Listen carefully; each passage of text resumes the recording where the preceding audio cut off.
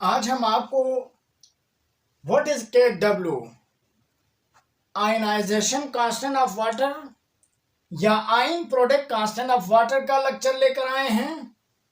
तो K W क्या है? K W is the ion product constant of water है। आयन प्रोडक्ट कांस्टेंट का मतलब वाटर आयनाइज हुआ हाइड्रोजन आयन और हाइड्रोक्साइड आयन में, तो इसका के डब्ल्यू निकालेंगे। पहले कैसे, उसके बाद के डब्ल्यू किस तरह कन्वर्ट करते हैं, ये आपको पिछले लेक्चर में आप देख सकते हैं। तो इसका के डब्ल्यू निकालेंगे तो ये K W is equal to hydrogen ion concentration और हाइड्रोक्साइड आयन कंसंट्रेशन। तो के डब्ल्यू आयन प्रोडक्ट, दोनों आयन्स के प्रोडक्ट का कांस्टेंट है। के डब्ल्यू आयन्स प्रोडक्ट का कांस्टेंट है। वाटर के आयन प्रोडक्ट का कांस्टेंट को के डब्ल्यू कहते हैं और इसी को सिर्फ आयनाइजेशन ऑफ वाटर भी कहते हैं। ठीक। दूसरे नंबर पर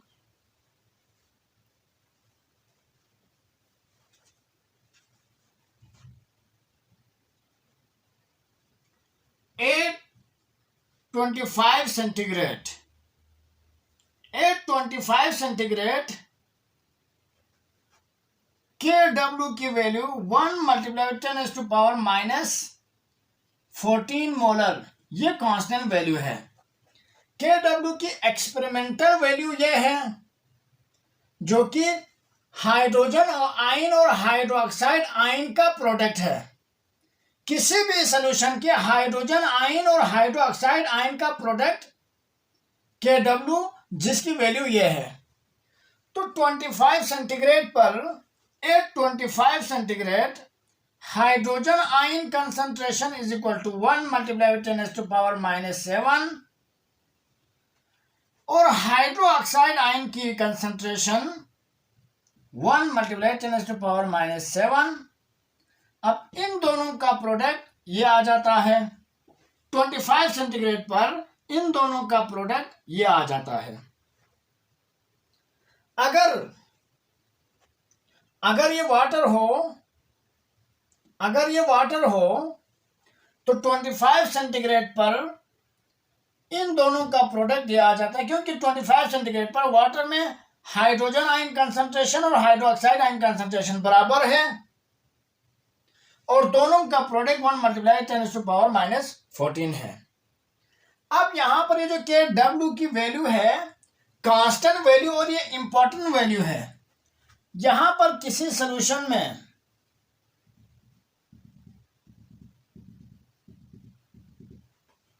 हाइड्रोक्साइड आयन की कंसंट्रेशन ज्यादा है हाइड्रोजन आयन की कंसंट्रेशन से, तो सॉल्यूशन हो जाएगा बेसिक। हाइड्रोजन आयन कंसंट्रेशन ज्यादा हो तो solution basic, hydroxide ion concentration ज्यादा हो तो सॉल्यूशन एसिडिक, दोनों की कंसंट्रेशन बराबर हो तो सॉल्यूशन न्यूट्रल। अब अगर सॉल्यूशन में हाइड्रोजन आयन कंसंट्रेशन बढ़ जाए तो हाइड्रोक्साइड आयन कंसंट्रेशन कम हो जाती है, खुद बहुत कम हो जाती है, लेकिन दोनों का प्रोडक्ट 1 मल्टीप्लाई 10⁻⁻14 ही रहता है। ठीक। अगर यहां पर हाइड्रोक्साइड आयन कंसंट्रेशन कितनी हो, फॉर एग्जांपल 1 मल्टीप्लाई 10⁻³ हो, तो हाइड्रोजन आयन कितनी हो जानी चाहिए? हाइड्रोजन आयन 1 मल्टीप्लाई 10⁻11 होनी चाहिए, क्योंकि जब इसका आयन प्रोडक्ट कांस्टेंट निकालेंगे इस सॉल्यूशन का, जो कि बेसिक सॉल्यूशन है, हाइड्रोजन आयन हाइड्रोक्साइड आयन ज्यादा है हाइड्रोजन आयन से, लेकिन Kw की वैल्यू पे कोई असर नहीं पड़ेगा। मीन्स हाइड्रोजन आयन कंसंट्रेशन ज्यादा हो या हाइड्रोक्साइड आयन कंसंट्रेशन ज्यादा हो, Kw की वैल्यू पे कोई असर नहीं पड़ेगा, क्योंकि हाइड्रोजन आयन बढ़ जाएं तो हाइड्रोक्साइड आयन कम हो जाएगी, और अगर हाइड्रोक्साइड आयन बढ़ जाएं तो हाइड्रोजन आयन कम हो जाएगी। ठीक, इन दोनों का प्रोडक्ट जरा Kw निकालते हैं। Hydrogen ion concentration 1 multiply 10⁻11, hydroxide ion 1 multiply 10⁻3, और इन दोनों का प्रोडक्ट 1 मल्टीप्लाई 10⁻14 मोलर। ठीक हो गया। Kw की इस वैल्यू को सॉल्यूशन एसिडिक होने या बेसिक होने से कोई फर्क नहीं पड़ेगा, बल्कि हाइड्रोजन आयन और हाइड्रोक्साइड आयन का प्रोडक्ट 1 मल्टीप्लाई 10⁻14 आनी चाहिए। तो यहां पर हाइड्रोक्साइड आयन ज्यादा है, हाइड्रोजन आयन कम है, वैल्यू से आपको पता चल रहा है। लेकिन दोनों का प्रोडक्ट इस फार्मूले में दोनों की वैल्यू रखने से उसका आंसर कांस्टेंट वैल्यू आ गई 1 मल्टीप्लाई 10⁻14।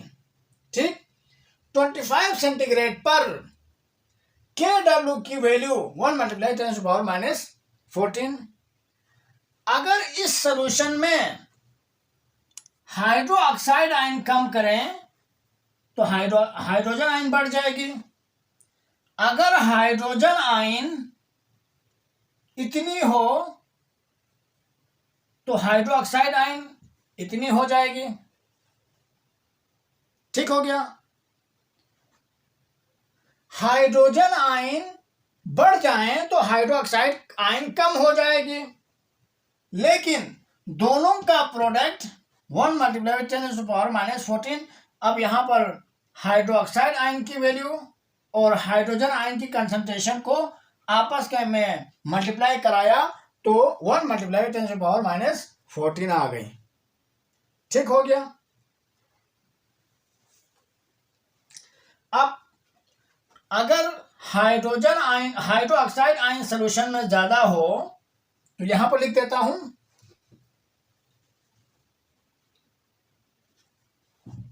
यहां पे लिख देता हूं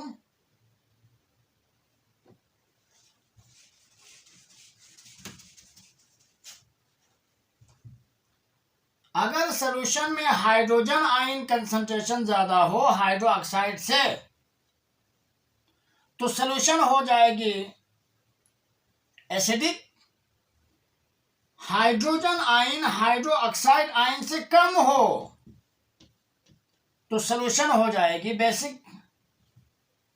हाइड्रोजन आयन बराबर हो जाएं हाइड्रोक्साइड आयन के तो सॉल्यूशन हो जाएगा न्यूट्रल। ठीक हो गया। Kw की वैल्यू हमेशा 25 सेंटीग्रेड हो तो उसकी वैल्यू हो जाएगी हमेशा 1 मल्टीप्लाई 10⁻14 मोलर। ठीक, ये वैल्यू 25 सेंटीग्रेड पे हर वक्त एक कांस्टेंट वैल्यू है, चाहे हाइड्रोजन आयन ज्यादा हो, चाहे हाइड्रोक्साइड आयन कंसंट्रेशन सॉल्यूशन में ज्यादा हो, चाहे दोनों बराबर हो, इन Kw की वैल्यू हमेशा यही रहेगी। ठीक हो गया। नेक्स्ट देखें,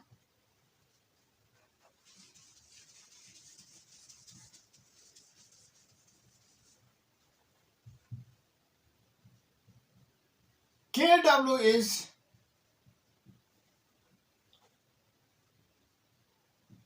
temperature dependent. Kw temperature dependent है। टेम्परेचर बढ़ाने से Kw बढ़ जाएगी और टेम्परेचर को कम करने से Kw कम हो जाएगी। अब 25 सेंटीग्रेड पे देख लिया, 825 सेंटीग्रेड Kw हमेशा 1 मल्टीप्लाई 10⁻14।